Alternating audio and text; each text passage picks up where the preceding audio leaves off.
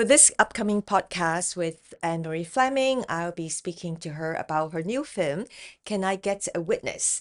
And so we want to get a deep dive into the film itself, her career, and anecdotes she wants to share with us. And also we talk a bit about Zoolander. So for those of you who haven't watched Zoolander, it'd be good to get her take on it. So hope you stay tuned. Welcome to the VIFF Podcast, which takes place on the unceded territories of the Musqueam, Squamish, and Tsleil-Waututh nations. This podcast is recorded during the 43rd Annual Vancouver International Film Festival. And the purpose of these podcasts is to connect with some of the creative talents behind some of the films we are showing at the festival. One of our guests today is one of our homegrown BC talents, Ann Marie Fleming, producer, director, and writer for the film Can I Get a Witness, which is part of the special presentations at VIFF this year. Ann Marie has been working in films for the last 3 decades, which includes shorts, features, documentaries, narrative features in both animated and live action formats. And Ann Marie is also one of Canada's best known animators.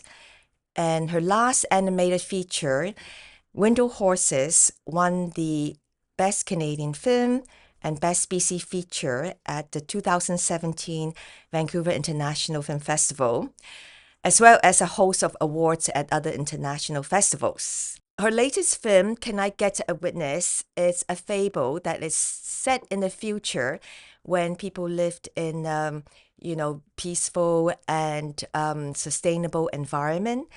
But the price for that is the sacrifice people have to make when they reach 50 years old. And so the film just had its world premiere at the TIFF, Toronto International Film Festival, where it's also a special presentation. So hi, Ann Marie. Hi, PoChu. So I know you just got back from TIFF yesterday. Yeah.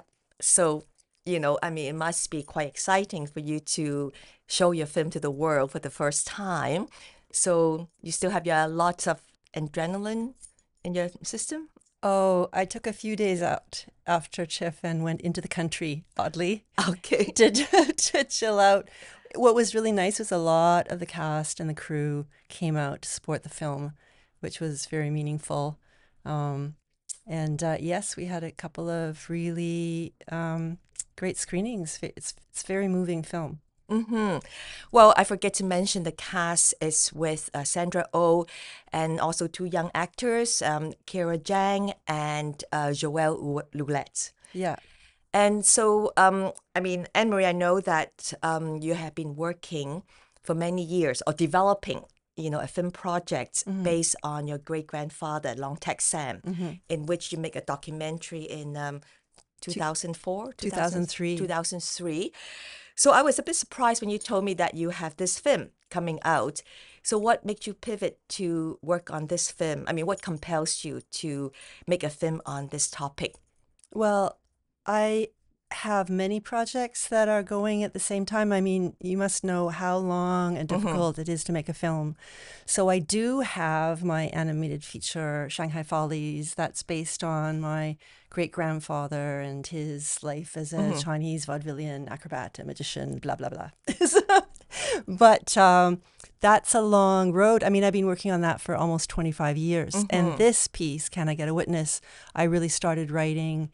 I started writing this about 14 years ago, too. Okay, that started that long ago. Yeah, and what's so funny is that many of the things that I have in the film that I thought were fantastical and satirical have kind of come to fruition without, this was always about the climate.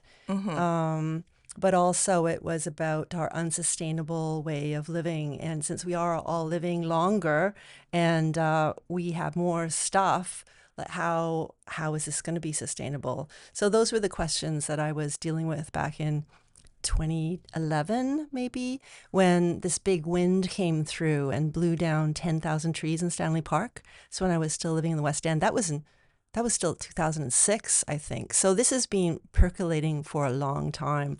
And certainly I've made a lot of films between Long Tak Sam and now too. So at that time, but why do you, and what intrigues me is that why do you choose the age at 50, which is relatively young? When now people always say, oh, the 50 is the new 40 or something. Oh, yeah. So, yes, so part of the premise of the film is to mitigate climate change, to eradicate world poverty, to have true trans-species democracy. We have to wind back technology a little bit, and we all have to leave at 50. And I have to say, it did start 60, but 50 hurts. Right? Yes. 50 just is too young, unless, of course, you're a teenager and you still think it's a good idea. Yeah. And at that time, I mean, you probably haven't reached 50 yet. That's why I No, think I it's was possible. still less than 50 when I started this. So when you make the film, I mean, Yeah. did you have any idea? Do you want to change it to beyond 50? No. I just kept on squeezing it younger and younger. Okay. Yeah. Well, that's the thing, because in the film, what is interesting is that, I mean, people quite, acquiesce to this idea without, I mean, yes, there was sadness and there was some reluctance, right? But so how do you foresee a world when you're dealing with the script of that part, like that people are so compliant to this idea? Like, we showed a film a few years ago, a Japanese film called Plan 75.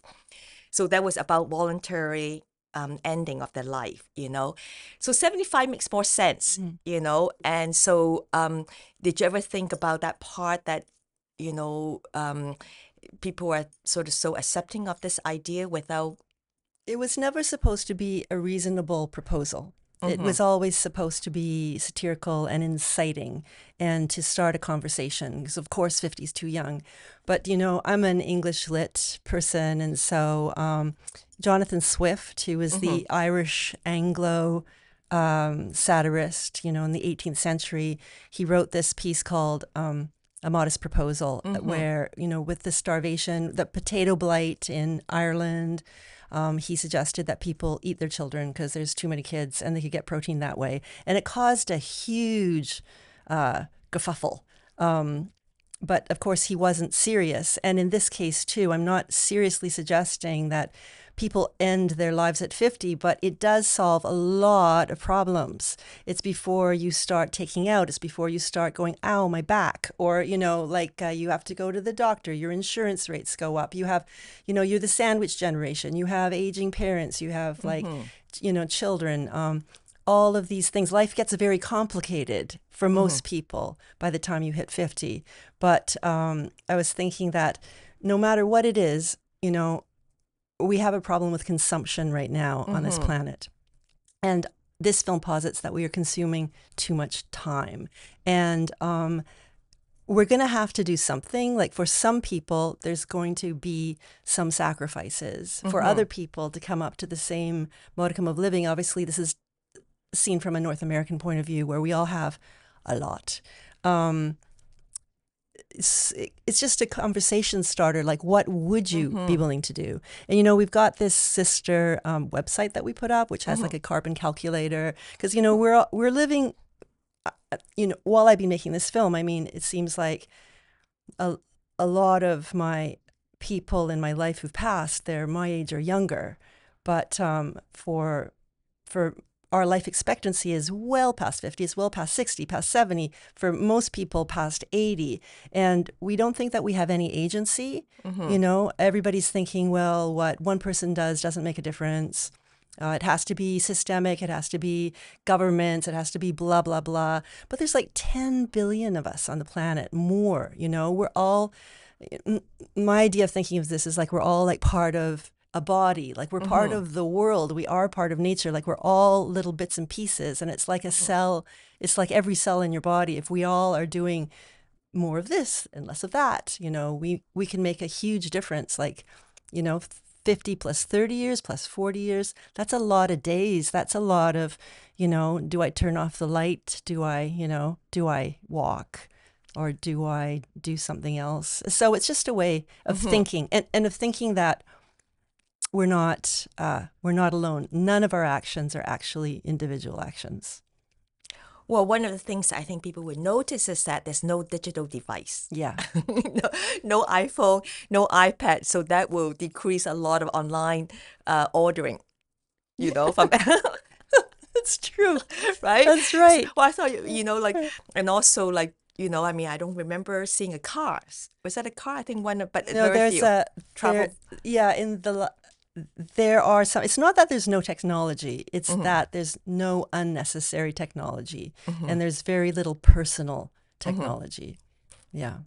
Well, because you have the protagonist, right? That is the young, the young like, women, right? Yeah, By yeah. Keira, Keira is playing by Kia, Keira, yeah. and Joel is playing Daniel. Yeah, and you can see from her, she does struggle a bit with the idea, right? Because her own mother, played by Sandra Oh, Uh, is, uh, yes. yes. Uh,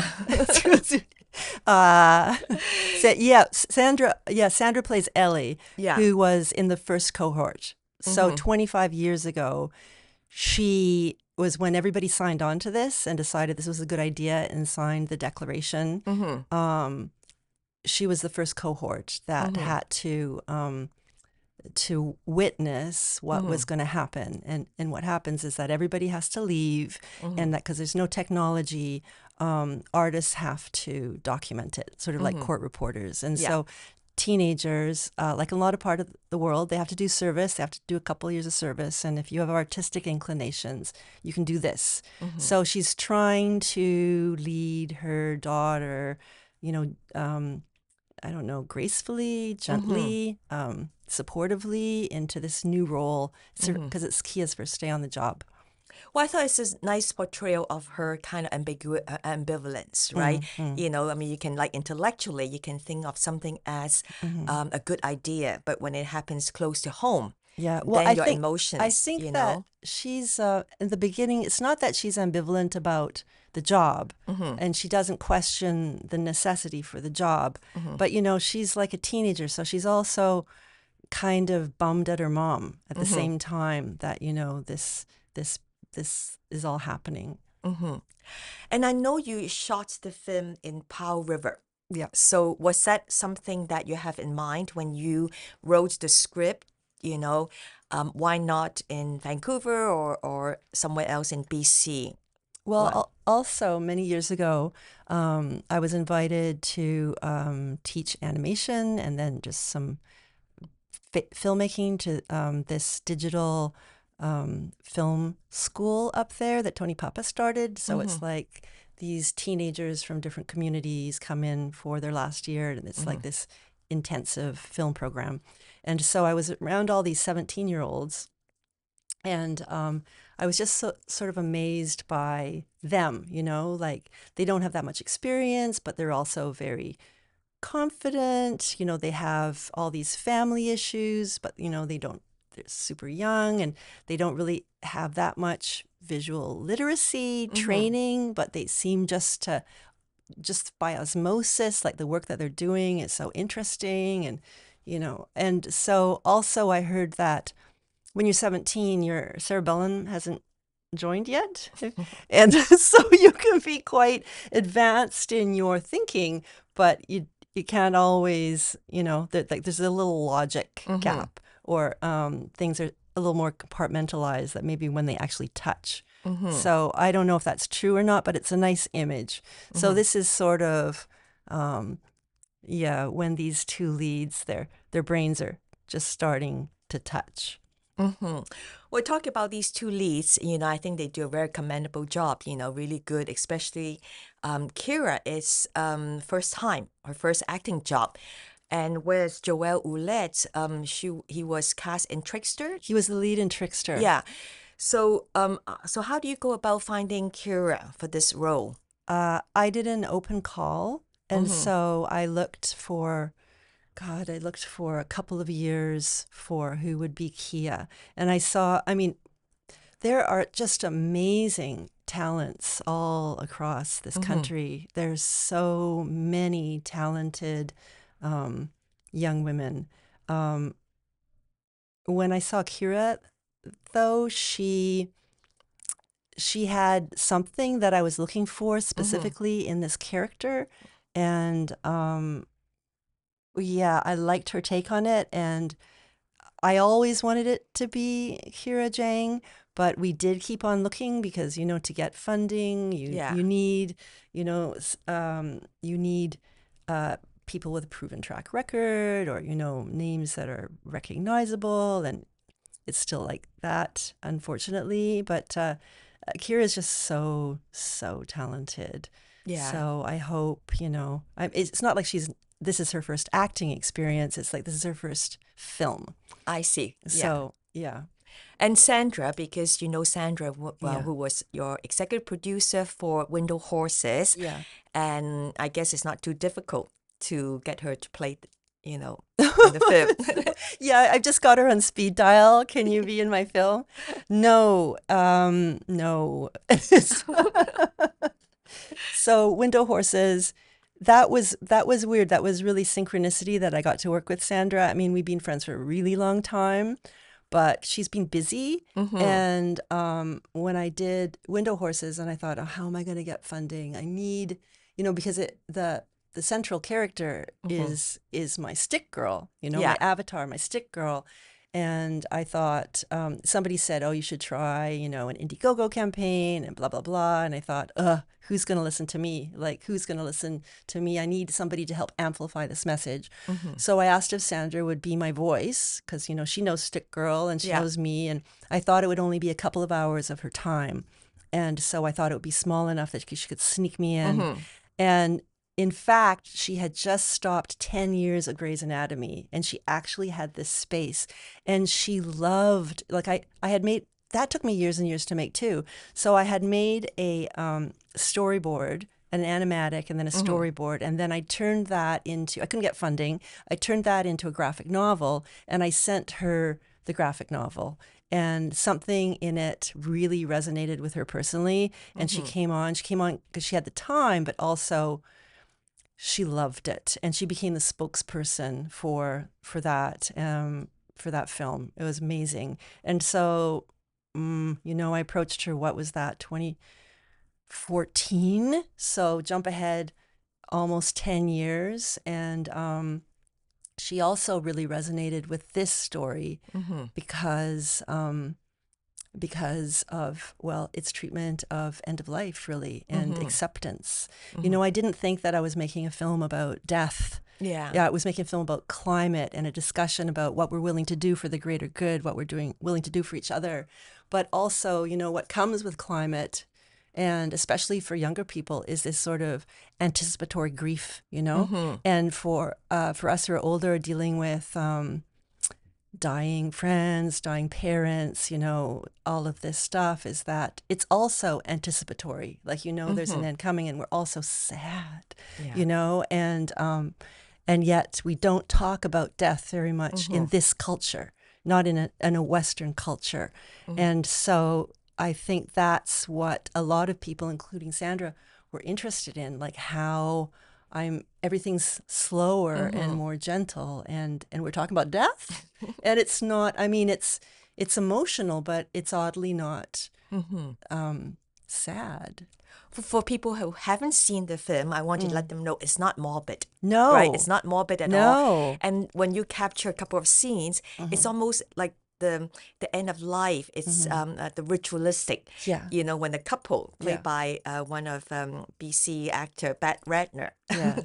and they even exchange vows. Yes. And it seems kind of very Japanese in that scene. Well, right? it is Japanese. Yeah, they were wearing the. So I don't want people to think that it's like when you say about dying. Yeah, yes, it's sad, but it's not like, because there's a kind of lyricism to the film, right? Yeah. And so it's not like morbid. Yeah. But what is interesting that like the film that you try to make on Long Tax Sam, that is in the past, and this one, it's about the future. Yes. And yet the setting, it almost brings you back to the bygone era, when like Oh, the house, I mean, even the house, the setting of the house. So when I first saw it, I said, this is future kind of yeah, thing. it People, looks like now. yeah, it will look Yeah. like now, even before now, Well, it right? looks like my house. Yeah. And also Powell River. Powell River also, it's like, um, I guess it's got this new sort of life now. It's just a new group of people coming in. But I mean, Powell River, that's on the traditional land of the Tla'amin, and where the original village was, they built this enormous mill, which was the biggest mill in the world, a pulp and paper mill. And when I was there, 12 years ago, the mill was shutting down. It was going slower, slower, slower. And when we shot up there, it had just finished. There was no smoke coming out of that smokestack anymore. And you had this town that had been built around the mill that was still very much the same. It had all been preserved and, lovingly preserved. And then you had different parts of Powell River, which are more like, modern industrial that doesn't really play anymore. So it's like this future nostalgia in some way. Yeah, exactly. Yeah, but you're talking about the Japanese ceremony, is that a lot of repression obviously has to be able to happen, or repression happen. I don't know if repression happens, but you have to keep down your stuff to be able to go through with this. But where is that, including cultural? And you figure, where is that stuff going to bleed out more than in when you plan your end of life? So I also want to touch on a bit about the filmmaking, because as I mentioned earlier, you have made a lot of animated films and you're a very well-known animator. So what are the challenges when you switch to making a live action film? Is it kind of, do you find that you have to work very differently, or your planning is very different? Well, I think because I'm an animator, I am a planner. And I'm an editor, because you don't want anything to be wasted. It's just everything's too precious. Yeah. It takes too long. So you don't put anything there that isn't there for a reason. So I just think of animation as a different tool in my toolkit, so to speak. And different stories have different ways to be expressed. And this was a live action one, but of course there is animation in it as well, because Keira's drawings come alive. In the garden scene with the butterfly. It's just little touches. Yeah. It's But in animation, you don't have to direct actors. I mean, you Oh, no. direct them in terms of the, the delivery. Yeah. So, but in live action, you have to work with actors and their chemistry. Well, I think I consider working with animators, working with really, really slow actors over a long time. Like, I think those are your actors. And of course, it's such a pleasure to be able to work with actors who are just using their voices, because none of this, like the cameras, the lights, the hair, the makeup, the, over here, the blocking, none of that's there. It's just like radio play. And I love it. So does that mean that you find it easier to be an animator than be a live action director? Well, I'll tell you, especially when you're working with, small budgets, or, I mean, I think nobody ever has the budget that they want, and nobody ever has the time that they want, because everything has to come together on that day at that moment, and that's what you have. And certainly we don't have the option of reshoots, like not on this level. But so there you go. It's all these people at this moment. What do you get? And so I think it's like every film is a miracle, but I think especially live action is really, really it's animation you can always fix. Oh, I didn't like this. I can tweak. Yeah. But like live action is a real time capsule. That's what you got. I remember I was surprised when you told me I'm shooting in Powell River, and then like, and then it's how long was the shoot? Like, it was 15 days, 3 weeks. And because it's also your own script, Yeah. so do you sort of find yourself have to change it, or you want your actors to really go by the script? Do they have any room to improvise? Yes, especially, like there's set pieces, especially for the ceremonies. And I thought, well, you can change it, you can make it your own. But most people liked the script. But I do know that working with, someone like Sandra, who really, really, really goes deep into the script, like she has questions for everything. And we worked for weeks, no months, going back and forth on, she just had to know why. And we did, as time goes on, change things to reflect, the reality of what was going on.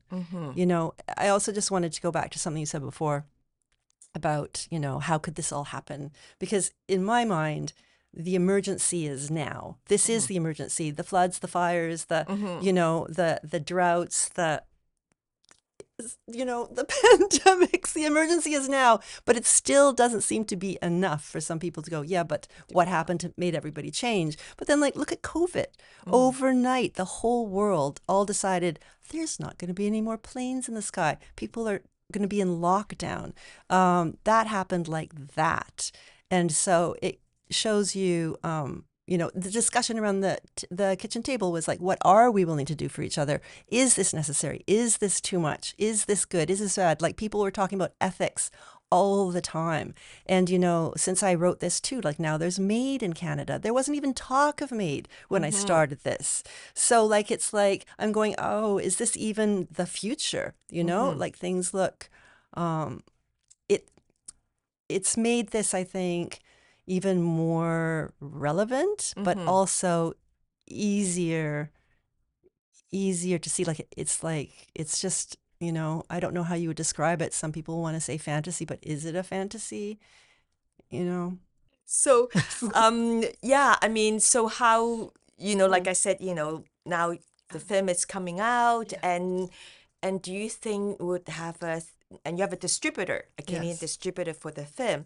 So the film will come out to the theaters. And when do you think that will be? That might be? It's gonna, so Mongrel is distributing it in Canada, and the plan is for it to come out in the spring. I don't have an exact date, but around March. And so, it's really difficult to get people to come out to the cinema at all for independent films, certainly for Canadian independent films, and especially for Anglo-Canadian independent films.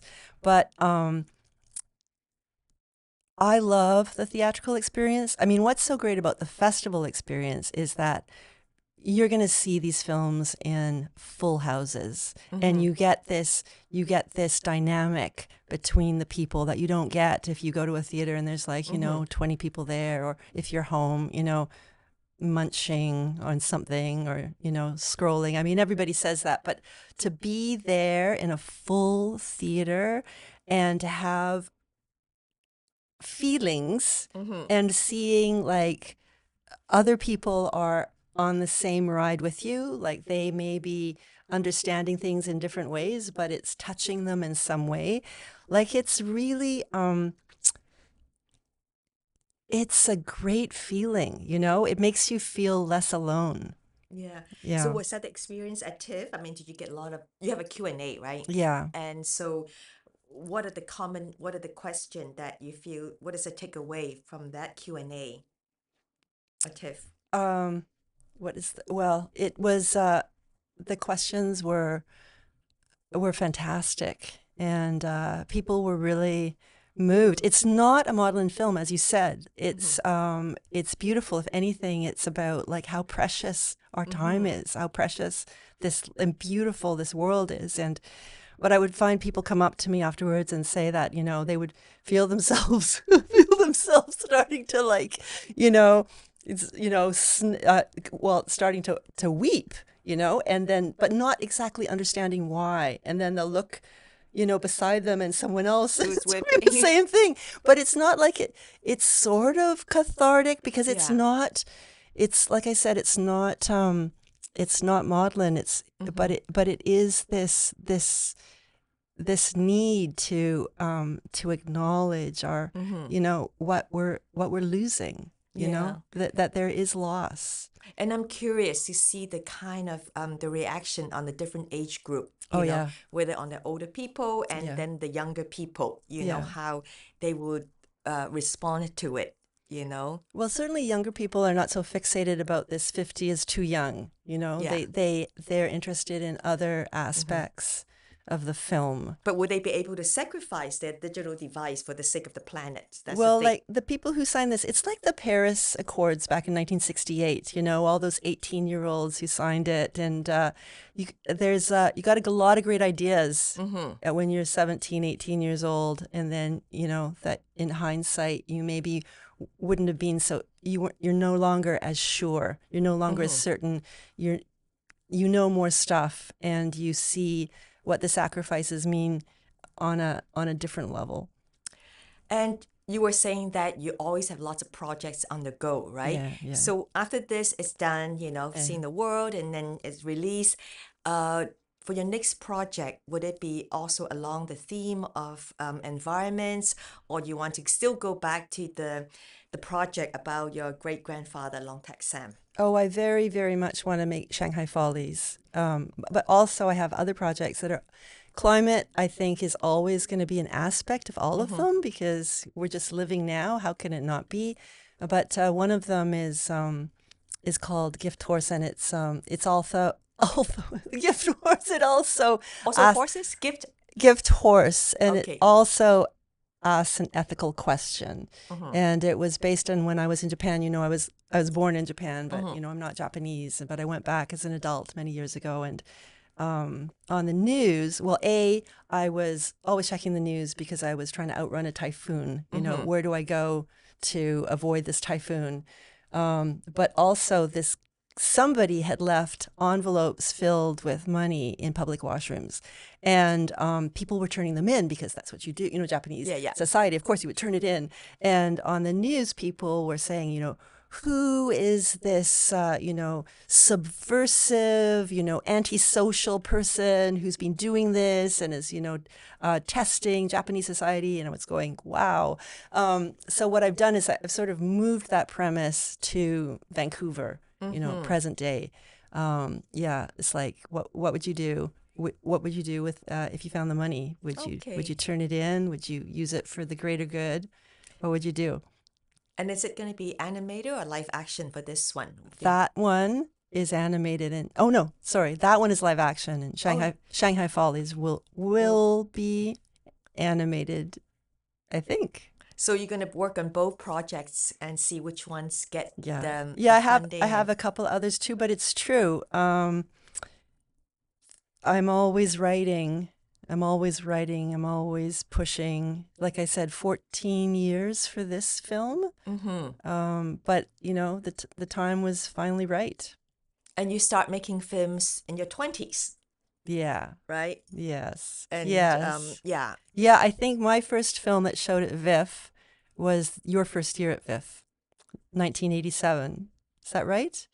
No, 88. You're 88? Yeah. So what film is it? My New Shoes? Waving. Waving, okay. Waving. Yeah. New Shoes was 90. And I remember there was one time you make a lot of shorts, right, for NFB, Well, no, I made a lot of shorts on my own. And then, but yeah, it's true. The NFB's been a huge supporter of my work. And they also were co-producers of Window Horses. Yes, and you also make a shorts, animated shorts, as a tribute to, for the Governor's General's Award. Sarah Paul. I did one for Sarah Polly. Yeah. I did one for Tegan and Sarah. Yeah, those are that's so right. much fun. I mean, shorts are so much fun. I love them. I love the short form. Yeah, and then you can handle everything yourself pretty much, right? Yeah, but when you say that I'm like a well-known animator, in fact, I haven't animated my own stuff in so long. Yeah. I work with other artists all the time. I often work with Kevin Langdale, and whenever. And the he's in animation in this film, can I get a witness? Was it with you have to hire other animators? Yeah, Kevin did the animation, and most of the illustrations though were done by another artist, Prashant Miranda, who I found in Lund, BC, this tiny community at the end of the end of the highway. Yeah, so he runs the Tidal Arts center up there, and so he's from India, and he goes all around the world and is a he chronicles street life, basically. Mm. So this was perfect. So I asked him to channel his teenage girl. So he's the drawing of So they're all Keira. from Vancouver, right? All the sort of the crew and who works on the film. Yeah, well, C. Kim Miles, I worked with on The French Guy, which is a feature I Mm-hmm. did back in 2005. And he was willing to come back and collaborate with me again. And Justin Lee, who was an assistant editor on Window Horses, he was the editor Mm-hmm. here. And then yeah, Cheryl Marion was the production designer, and Angela Bright also from here. Yeah, everybody's from here except, Mm-hmm. and even Sandra has family here. Of course, she came Yeah. up. And But do you think you want to work with Sandra again next if she's available? if I had the right part for her, she's just amazing to work with, Mm-hmm. because when you have her, she gives you her whole heart and soul to her character, and it's really quite profound Mm-hmm. watching how she works. Oh, I'll tell you, the screenings. So Full House, and there's one part, the part where Sandra's just standing in a field Mm-hmm. and there's nothing. You just hear her breathing, and it's quite long. It's quite a long time. And Ellie, I shouldn't say Sandra, I should say Yeah. Ellie, standing in a field, just sort of contemplating life. And we're in a theater of 700 people, and all you hear is that breath. And it was just like silent. All you hear is the breath. It was so amazing. Yeah. Yeah. Well, I mean, I hope that we have yet to show your film at the VIFF. Mm. So it'd be interesting to see the response at Yes. VIFF. Well, I hope people come. I hope they like it. But it's not a sci-fi film. Yeah. It's not a genre film. It's really a meditation. It's a contemplation. It has some humor. It's okay to laugh. It's okay. And a little Uh, touch of not exactly romance, almost tentative mm, romance. No? No? well, Okay. you're the audience, so it's up to it's your film. It's your film. But I have to say, what I liked about it is, like, there's no romance in this No, film, yeah. because most of our important relationships, especially for young people, are not romantic ones. The Mm-hmm. people they love, their friends, their family, their everything, is that this film is about hope, and hope means that, because we have to love everybody. Mm-hmm. Well, I find that Mhm. refreshing, Yeah, not having the romance. yeah. I mean, there's something tentative about it, but I think they're both so preoccupied, Well, what they have to do and to deal with that, yeah. more than their own life, so to speak, Mm-mm-mm. you Well, I know. think, it's just such a trope. You see two young people together, and we tell a story, Mm-hmm. and that's the story that a lot of people tell. Yeah. And I think I even comment on that in the film, when Yuki asks that question. But yeah, it's like, it's more than romance. It's love. Mm-hmm. So do you want to have a little break and have a little bit of we're giving a popcorn.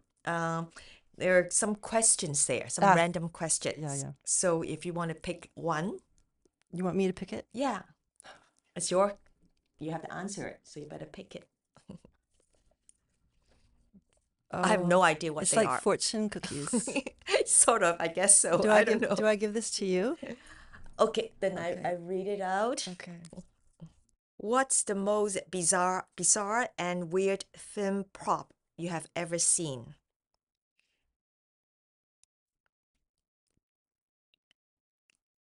Um, uh, I guess I've never thought of a prop as weird, you're right? Because the Yeah. prop is always there for story or for character. So whatever it is, I'm not uh I don't think it's weird. But when you asked me that question, the first thing I thought of was that scene with Fred Astaire in Royal Wedding, when he's dancing with the coat rack, where he makes this inanimate object so alive and become his, like, scene partner. So whenever I think of a prop in film, I think of that coat rack. Okay. Well, Oh, oh, oh. And of course, the other famous prop is Sorcerer's Apprentice when Mickey is dancing with the mop and the mop goes crazy. Right? Like those are great. Those are great props. We talked about the worst roommate. It makes me remember another question I meant to ask you because in the film, the film that people are able to watch, that was Zoolander.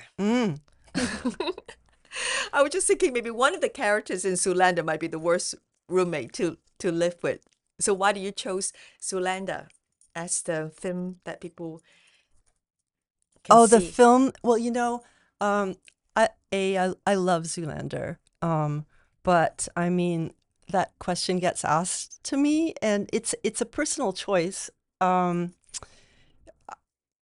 I could be getting this story all wrong, but it's my memory, so I'll just say it. Okay. Right. But there was a friend of mine. She had lost somebody. This is many, many years ago. Actually, it's a person you probably know, and she had lost somebody, and it was a loss on a loss, and she was really quite inconsolable.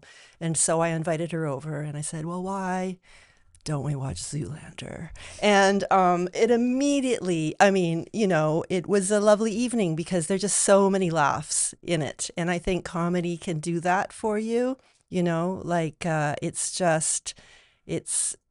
it's not even something like that, which seems so stupid. I think it has a real societal purpose in that it brings some levity and joy to our lives. And I love that film. I have to check it out. I don't Have believe you I've never seen it?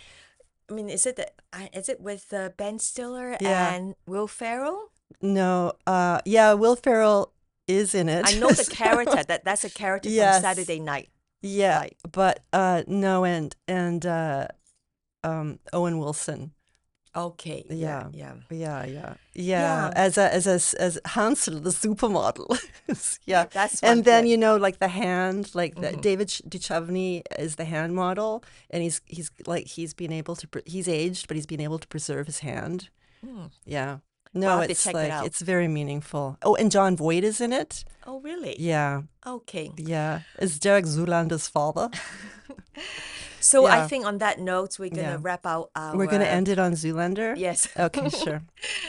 And Yeah. so thank you very much for joining us. And also I'd like to thank our community broadcast partner, TELUS Story Hive, to bring this broadcast to you.